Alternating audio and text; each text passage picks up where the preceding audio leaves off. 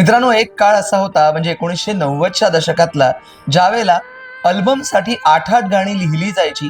कधी ती एखादा गीतकार लिहायचा किंवा कधी 8 गाणी वेगवेगळ्या गीतकारांकडनं लिहून घेतली जायची.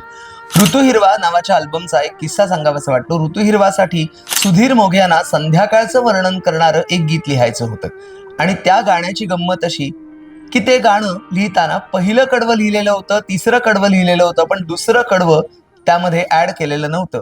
ज्यावेळेला मुंबई ते पुणे असा ट्रेननी प्रवास करत होते सुधीर मोघे, त्यावेळेला संध्याकाळच्या वेळेला खंडाळ्याचा घाट गेल्यानंतर जी पर्वतांची रांग त्यांनी बघितली, त्यांना दिसली, त्यातनं त्यांना शब्द सुचले, पर्वतांची दिसे दूर रांग, पर्वतांची दिसे दूर रांग, काजळाची जणू दाट रेघ.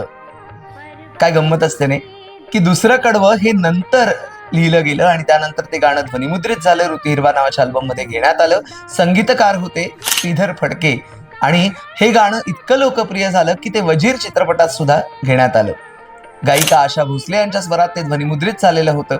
आणि आजही म्हणजे बघा, 1994 साली लिहिलेलं गाणं आज 3 दशकं झाली, 2026 उजाडलं तरी प्रचंड लोकप्रिय आहे.